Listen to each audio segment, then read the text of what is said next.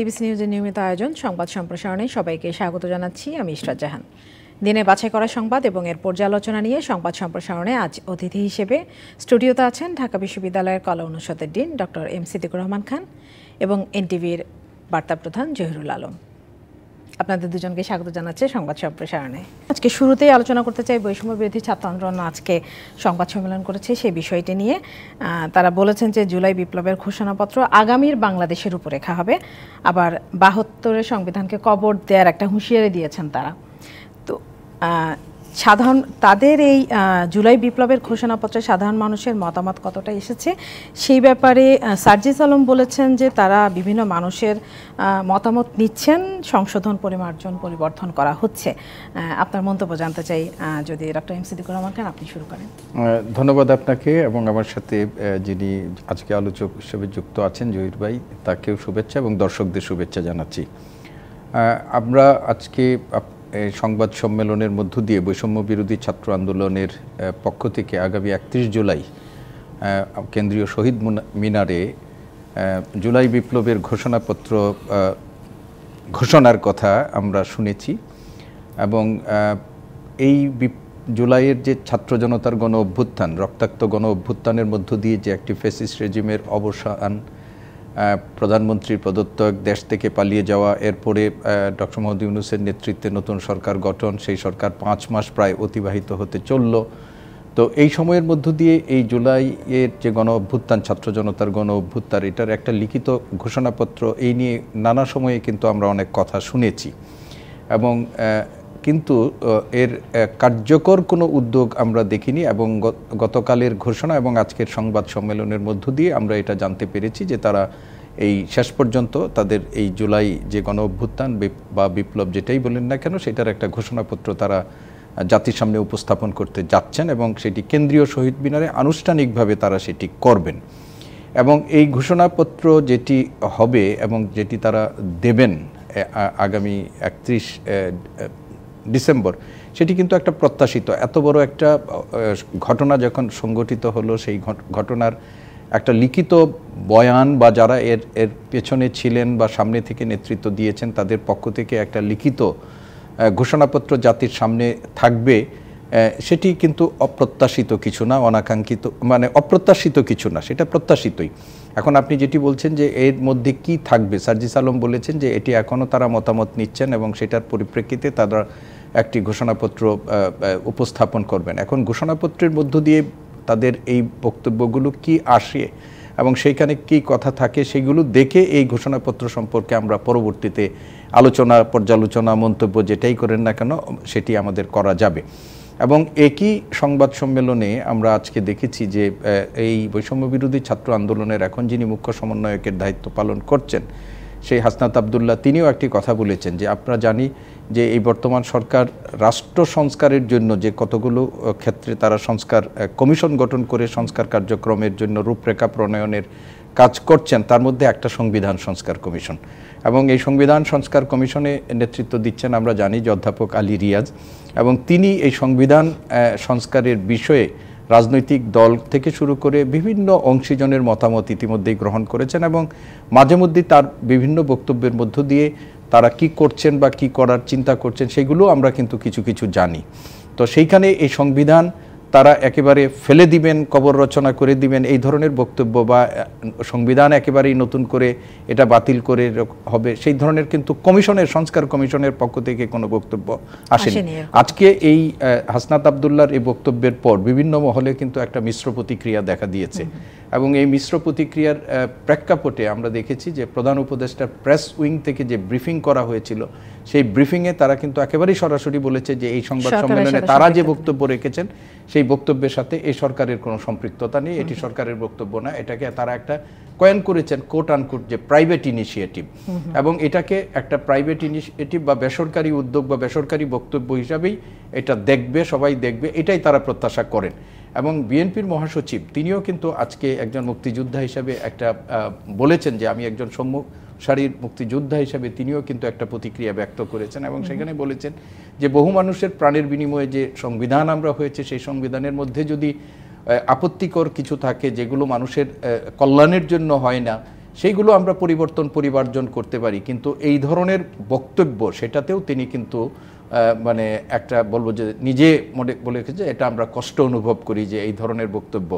এবং তিনি একই সাথে বলেছেন যে বৈষম্য বিরোধী ছাত্র যারা নেতৃত্ব দিয়েছেন, যারা এই দেশটাকে পরিবর্তনের জন্য আন্দোলন করেছেন, তাদের বক্তব্যের মধ্য দিয়ে যদি এই ধরনের বক্তব্য আসে, যে কথার মধ্য দিয়ে এক ধরনের ফেসিজমের থাকে, সেটাও মানে আমাদের কাছে গ্রহণযোগ্য নয়। একদম পরিষ্কার, এই কথাগুলো বলেছেন। এবং আমরা মনে করি যে আমরা সকলেই চাই যে এই যে সংবিধান যেটি আমাদের ৭২ সালে যেটি গৃহীত হয়েছিল, নানা সময় এই সংবিধানটিকে যারা ক্ষমতায় ছিলেন তারা অপব্যবহার করেছেন, নিজেদের সুবিধা মতো এটাকে সংশোধন করেছেন, এবং সংশোধন করে আজকে আমাদের সংবিধানের ১৭টা সংশোধনী হয়েছে। তো আমরা মনে করি এই সংশোধনীর মধ্য দিয়ে গণতন্ত্র বিরোধী, দেশের মানুষের স্বার্থের বিরোধী, দেশ বিরোধী যে সমস্ত বিষয় সংযুক্ত হয়েছে সেইগুলো বাতিল করা যেতে পারে, সেগুলো সংস্কার পরিমার্জন করা যেতে পারে, এবং এই কাজগুলো যারা করেছেন দরকার হলে তাদের বিরুদ্ধে ব্যবস্থা গ্রহণ করা যেতে পারে। তবে সব বক্তব্যের মধ্য দিয়েই আমাদের একটা শালীন সৌন্দর্য একটা মানে থাকা উচিত। ধন্যবাদ ডক্টর এম সিদ্দিকুর রহমান। আপনার কাছে একই ব্যাপারে জানতে চাই, সেই সঙ্গে আরেকটু আমি যোগ করতে চাই যে একটা প্রশ্ন ছিল সংবাদ সম্মেলনে সার্জি আলমকে, সেই প্রশ্নের এগেনস্ট উনি বলেছেন যে বৈষম্য বিরোধী ছাত্র আন্দোলন বা জাতীয় নাগরিক কমিটি কোনোটার নামই কোনো রাজনৈতিক দল হবে না, যদি হয় তাহলে অন্য কোনো নামে হবে। না, আপনার প্রথম কথা হলো যে বেটার লেট দেন নেভার। তারা এই প্রোক্লামেশন নিয়ে ছাত্ররা অনেকবারই কথা বলেছে, এবং সবার মধ্যে একটা ভাবনা ছিল যে এটা soon after 5th of August যদি হতো সেটা সবচেয়ে ভালো হতো। সেটা সেই বিপ্লবী চেতনাটা তারা ধরে রাখার চেষ্টা করছে। তারা ভাবছে যে এখান থেকে কোনো ডিপারচার হচ্ছে কিনা, এই ধরনের একটা ফিয়ার তাদের মধ্যে তৈরি হয়েছে। তারা মনে করে যে এই গণ অভ্যুত্থানের যে সুফল যেভাবে রিয়েলাইজ করা দরকার, যেভাবে ট্রান্সলেট করা হওয়া প্রয়োজন, সেই জায়গার মধ্যে তারা মানে তাদের চিন্তার সঙ্গে অনেক জায়গার মধ্যে একটা ফল্ট লাইন তৈরি হচ্ছে।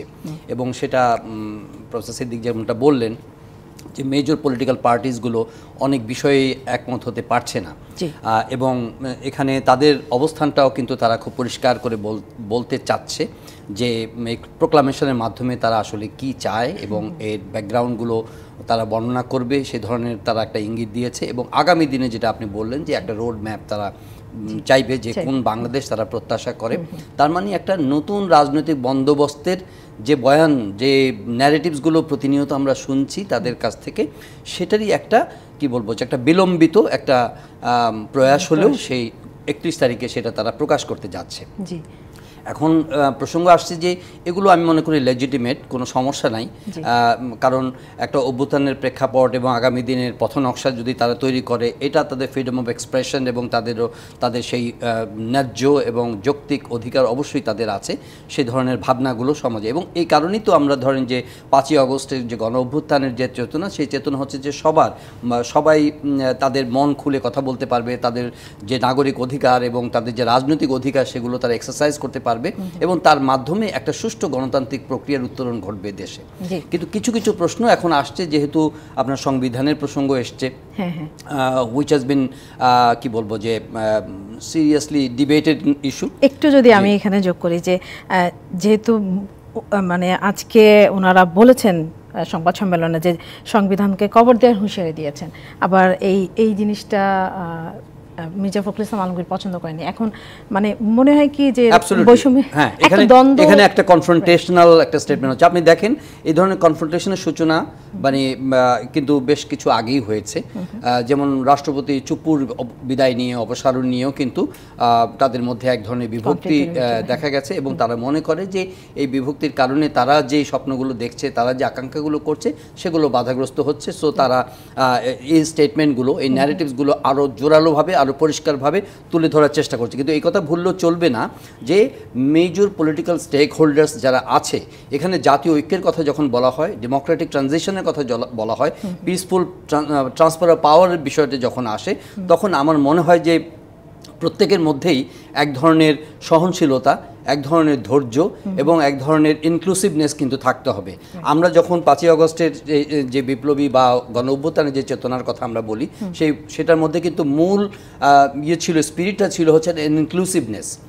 সবকিছু এখন মির্জা ফখরুল ইসলাম সাহেব যে জিনিসটার মধ্যে স্ট্রাইক করতে চাচ্ছেন যে এগুলো যাতে কোনো না কোনোভাবে কম্পার্টমেন্টালাইজড হয়ে না যায়, যে 5ই আগস্টের অভ্যুত্থান শুধুমাত্র ছাত্রদের মানে মানে আন্দোলনের ফসল বা শুধুমাত্র তাদেরই অর্জন, বিষয়টা এই দৃষ্টিকোণ থেকে তারা দেখছেন না।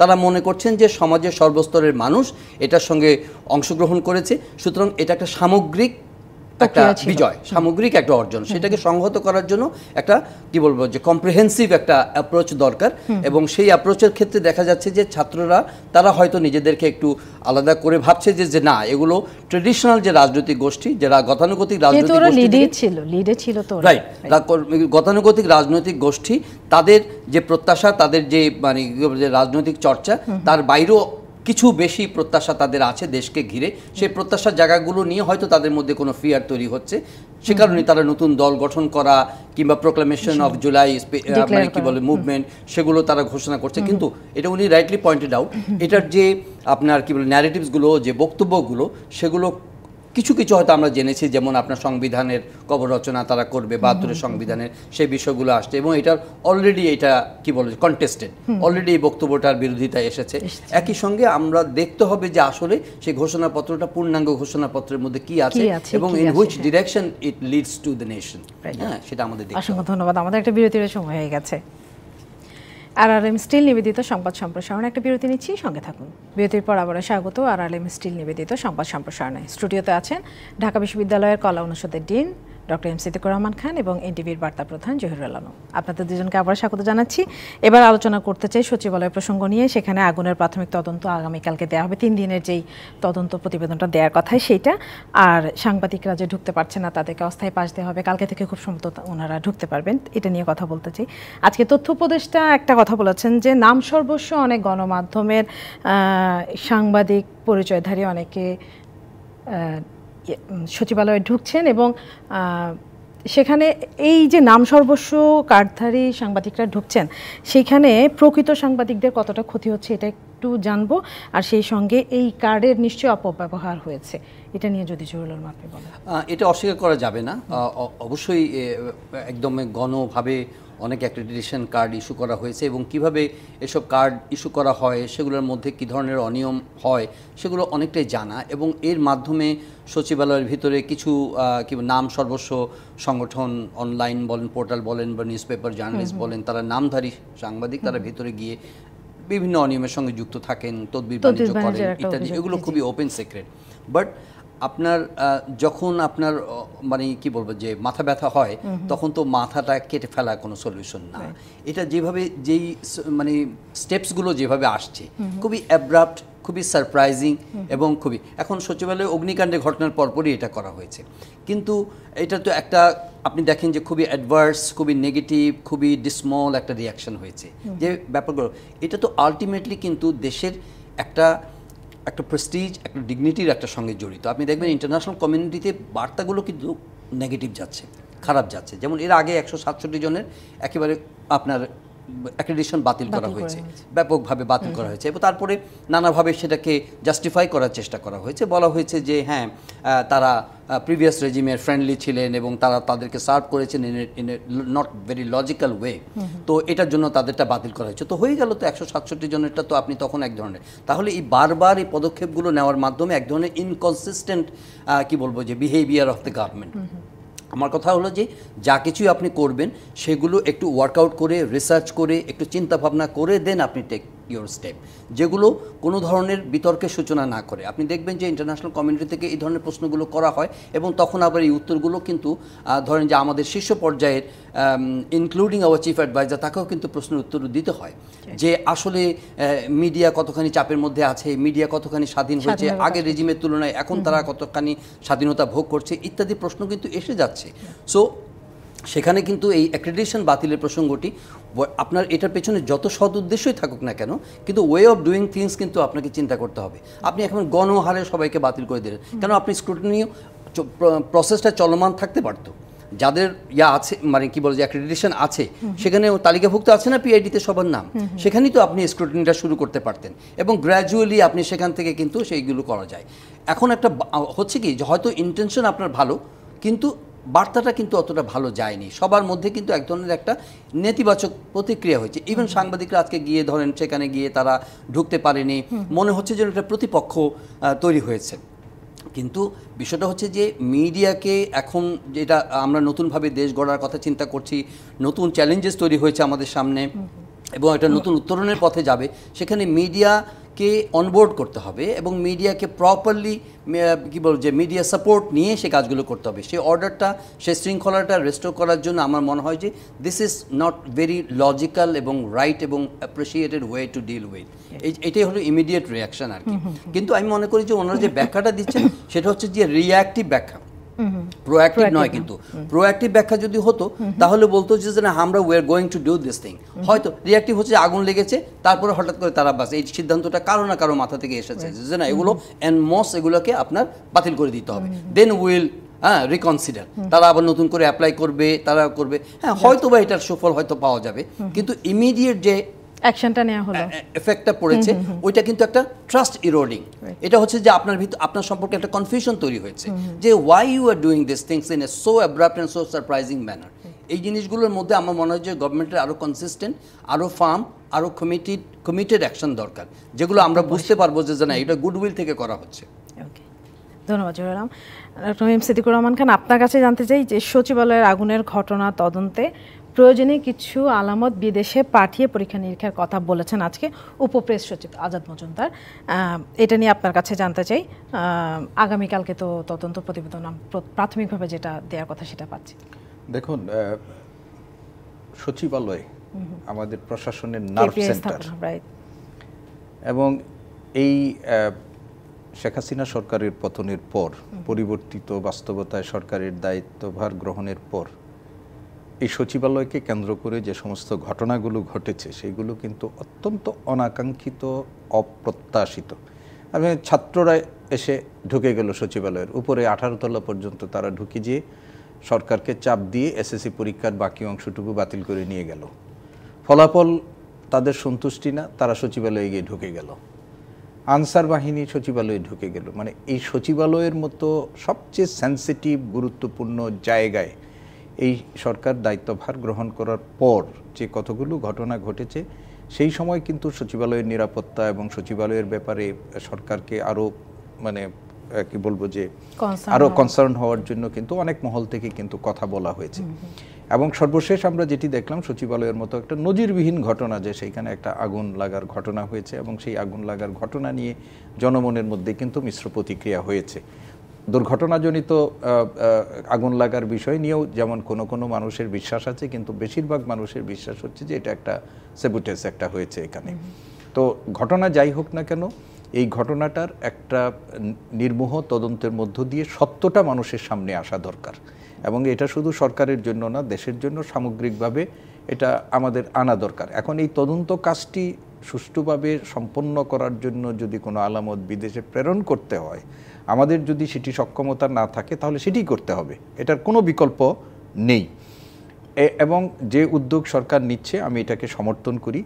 যে কোনোভাবে যে কোনো মূল্যে এটির একটা তদন্তের মধ্য দিয়ে এই বিষয়টি মানুষের সামনে এটা উন্মোচিত হওয়া উচিত, এটার একটা ব্যবস্থা নেওয়া উচিত। যদি স্যাবোটেজ হয়ে থাকে তাহলে এর সাথে যারাই যুক্ত থাকুক না কেন তাদেরকে চিহ্নিত করে তাদের আইনের আওতায় আনতে হবে, এটা আমাদের সকলের দাবি।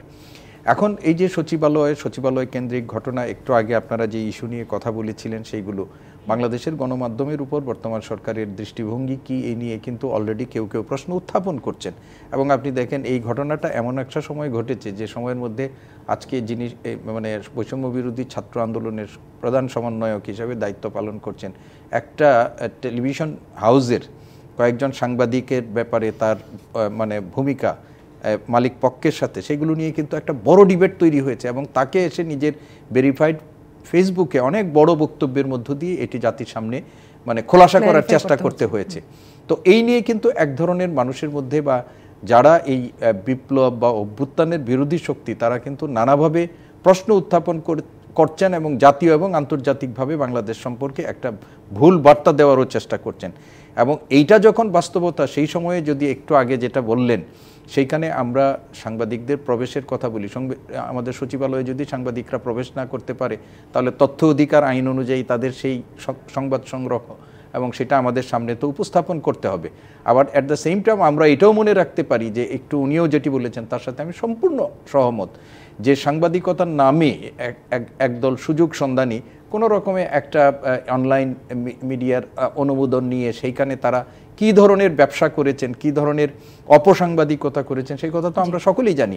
তাদের চিহ্নিত করে তাদের ব্যবস্থা গ্রহণ সেইটা আমাদের কাছে প্রত্যাশিত, এবং ভবিষ্যতে একই সুবিধা যেন কেউ না নিতে পারে বা একই গোষ্ঠীর যেন মানে আরেকটা গোষ্ঠী যেন ওই একই সুবিধা নিয়ে জন্ম না হতে পারে সেই ব্যাপারে তাদের সতর্ক থাকা উচিত। ঢালাওভাবে কোনো ব্যবস্থা যখন নেওয়া হয় বা যদি নিতে যাওয়া হয় তাহলে সরকারের এই ভালো প্রচেষ্টাটা আমি মনে করি প্রশ্নবিদ্ধ হয়ে যেতে পারে। আমরা মনে করি যারা এর সাথে সংশ্লিষ্ট আছেন তারা এইগুলো জিনিসগুলো উনি অনেক ভালো করে বলেছেন, ভেবে দেখবেন এবং ভবিষ্যৎ সিদ্ধান্ত নেওয়ার ক্ষেত্রে তারা এগুলো বিবেচনায় রাখবেন। ধন্যবাদ। একটা বিরতিতে যাব আমরা। RRM স্টিল নিবেদিত সংবাদ সম্প্রসারণে আরেকটা বিরতি নিচ্ছি, সঙ্গে থাকুন। বিরতির পর আবারও স্বাগত RRM স্টিল নিবেদিত সংবাদ সম্প্রসারণে। স্টুডিওতে আছেন ডক্টর এম সিদ্দিকুর রহমান খান এবং জহিরুল আলম।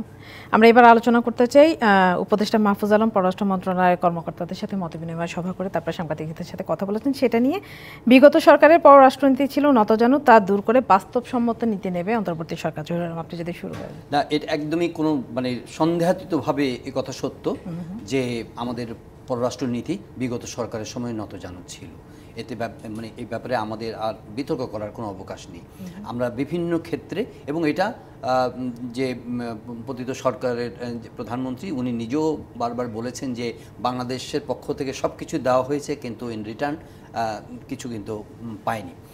আমার মনে হয় যে আমাদের প্রতিবেশী একটি দলের সঙ্গে সম্পর্ক রচনা করেছে, কিন্তু সম্পর্ক রচনা করতে হবে যে পিপল টু পিপল বা government to government, irrespective of any party in পাওয়ার। আমার মনে হয় যে ওই জায়গার মধ্যে আমাদের প্রতিবেশী দেশের কিছু পলিসি রিভিজিটিংয়ের দরকার। আমরা বাংলাদেশ যে নতুন সরকার এখন ক্ষমতায় আছে অন্তর্বর্তী এবং আগামী দিনগুলোতে আমাদের সবচেয়ে বড় কনসার্ন হচ্ছে আমরা আমাদের সার্বভৌমত্বের প্রতি এটাকে আমরা প্রোটেক্ট করব। আমরা সমতার নীতিতে বিশ্বাস করি, আমরা সুষ্ঠু এবং সম অর্থনৈতিক সম্পর্কে বিশ্বাস করি, এবং একই সঙ্গে আঞ্চলিক নিরাপত্তা এবং শান্তি প্রতিষ্ঠার ক্ষেত্রে আমরা একটা অ্যাক্টিভ ভূমিকা পালন করতে চাই।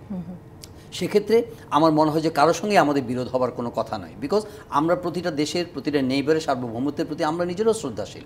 কাজেই এখানে কিন্তু এই যে সমতার নীতি, এই সমতার নীতির ক্ষেত্রে বাংলাদেশের পক্ষ থেকে আমার মনে হয় যে পররাষ্ট্র মন্ত্রণালয় বলেন বা যে সরকার এখন ক্ষমতায় আছে বা আগামী দিনে যারা আসবে তাদেরকে খুব জোরালোভাবে এই নীতিটা পার্সু করতে হবে। এখানে কিন্তু কোনো প্রতিবেশী দেশের প্রতি বিদ্বেষ পোষণ করারও কোনো বিষয় নেই এবং তাদের সঙ্গে শত্রুতা বা যুদ্ধ বাঁধানোর কিছু নেই। This is all about protecting our own সভরেনিটি, our own dignity. এবং আমরা কিন্তু এখন যে এক্সিস্টিং যে পররাষ্ট্র নীতি আছে সেটিও কিন্তু ভালো, যে আমাদের ফ্রেন্ডশিপ সবার সঙ্গেই থাকবে। এবং আমরা দেখেছি যে মুখেও কিন্তু আমাদের প্রতিবেশী দেশ থেকে এই বার্তাটা কিন্তু দেওয়া হতো, কিন্তু তারা এটা রেটরিক ছিল। যে আপনি খেয়াল করে দেখবেন যে মোদি সাহেব একবার এসেছেন বাংলাদেশে, যখন তারা বলছেন যে প্রতিবেশী প্রথম, প্রতিবেশী যদি প্রথম হয় তাহলে এক্ষেত্রে আমরা দেখেছি যে সবচেয়ে বড় বিষয় হচ্ছে যে বাংলাদেশে পিসফুল ট্রান্সফার অফ পাওয়ার, নির্বাচন, এই যে শান্তিপূর্ণভাবে একটা ভোট এবং সেই ভোটের মাধ্যমে জনগণের ভয়েসটা, জনগণের আকাঙ্ক্ষাটার যে প্রতিফলন, সেই জায়গার মধ্যে কিন্তু যখন এগুলো হচ্ছিল না, এই ইলেজিটিমেট এই রেজিমগুলোকে ওনারা কিন্তু সমর্থন জুগিয়েছেন, নানাভাবে সমর্থন জুগিয়েছেন। এবং একই সঙ্গে তারা আমাদের সঙ্গে যে বিরোধপূর্ণ অমীমাংসিত যে বিষয়গুলো রয়েছে সেই বিষয়গুলোর ক্ষেত্রে নন রেসিপ্রোকাল ছিলেন। এই নন রেসিপ্রোকেশনের কারণে আমাদের মধ্যে এক ধরনের হতাশা তৈরি হয়েছে, হুইচ ইজ স্বাভাবিক, যে আমরা পানির বন্টনের ক্ষেত্রে পাচ্ছি না, আমরা সীমান্ত হত্যাকাণ্ডের ক্ষেত্রে যে জিরো টলারেন্সের কথা বলছে সেখানে কোনো রেসিপ্রোকেশন আমরা দেখছি না, ব্যবসা বাণিজ্যের ক্ষেত্রে আমাদের অর্থনৈতিক সহযোগিতার ক্ষেত্রে আমরা কোনো পার্টনারশিপ, কার্যকর কোনো পার্টনারশিপ দেখছি না। এই সব কিছু মিলিয়ে এক ধরনের কিন্তু ফ্রাস্ট্রেশন আমাদের মধ্যে তৈরি হয়েছে এবং হুইচ ইজ বিং রিফ্লেক্টেড বর্তমান যে আমাদের বক্তব্য বা আমাদের চিন্তা চেতনার মধ্যে কিন্তু আমরা এই ব্যাপারগুলো বলতে চাচ্ছি যে আমরা we want to hold our head high, আমরা আমাদের সার্বভৌমত্ব নিয়ে থাকতে চাই এবং প্রতিবেশীর প্রতি আমরা রেসপেক্টফুল থাকতে চাই। সুতরাং মাহফুজ আলম যে কথাটি বলেছেন হুইচ ইজ ভেরি গুড, যে প্র্যাগমেটিজম, বাস্তবতা ভিত্তিক আমাদের মানে পররাষ্ট্রনীতি গ্রহণ করতে হবে, একই সঙ্গে কোনো ধরনের অ্যাডভেঞ্চারিজমের মধ্যে আমাদের যাওয়া যাবে না। একদম there is no room for adventurism. Right. Doctor M Siddiqur Rahman Khan, আপনার কাছে উনি চমৎকারভাবেই বিষয়গুলো ব্যাখ্যা করেছেন। মাহফুজ আলমের যে বক্তব্য, সেই বক্তব্যটার মধ্যে তিনি উল্লেখ করেননি, কিন্তু নতজানু বলতে উনি আমাদের প্রতিবেশী রাষ্ট্রের সাথে আমাদের ১.৫ দশকের বাংলাদেশের যে সম্পর্ক, সেই সম্পর্কটাই মনে হয় মুখ্যত বোঝানোর চেষ্টা করেছেন। গত ১.৫ দশকে আমাদের প্রতিবেশী রাষ্ট্রের আমাদের প্রতি তাদের যে দাদাগিরিসুলভ মনোভাব এবং আধিপত্যবাদী একটা মনোভাব আমাদের সাথে, এবং আমাদের কাছ থেকে যে ন্যায্য অনেক সুযোগ সুবিধা গ্রহণ করে তারা বাংলাদেশের উপর যে একটা হেজিমনিস্টিক অ্যাটিটিউড প্রতিষ্ঠা করেছিল, সাম্প্রতিক সময়ে বাংলাদেশের পট পরিবর্তনের পর অব্যাহতভাবে তারই একটা রিফ্লেকশন আমরা দেখতে পাচ্ছি। এবং আমি অত্যন্ত এইটার ব্যাপারেই যে আনন্দিত, এবং আমাদের বর্তমান সরকারকে এটার জন্য ধন্যবাদও দিতে চাই যে প্রথম থেকেই তত্ত্বাবধায়ক অন্তর্বর্তী সরকারের যিনি প্রধান ডক্টর মোহাম্মদ ইউনূস, বিশেষ করে আমাদের প্রতিবেশী রাষ্ট্রের সাথে সম্পর্কের ক্ষেত্রে তিনি বারবার একটা বন্ধুত্বের সম্পর্কের জোর দিয়েছেন। এবং তবে এই সম্পর্কটা ন্যায্যতার ভিত্তিতে, সমতার ভিত্তিতে এবং আমাদের স্বাধীনতা সার্বভৌমত্বকে সমুন্নত রাখার ভিত্তিতে আমরা এই সম্পর্কটার কথা আমরা বলেছি।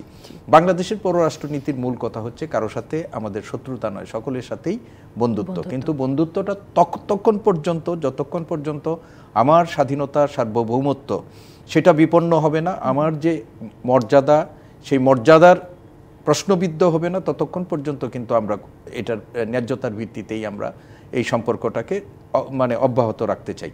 কিন্তু কেউ যদি আমার কোনো ইয়েকে নিয়ে, আমার স্বাধীনতা সার্বভৌমত্ব, সেইখানে আমার কোনো রকমের দুর্বলতা দেখানোর কোনো সুযোগ নেই, যেটা আমরা মনে করেছি যে গত ১.৫ দশক ধরে বাংলাদেশের এই অনেক ক্ষেত্রেই, পররাষ্ট্রনীতির অনেক ক্ষেত্রে এই কাজটি করা হয়েছে।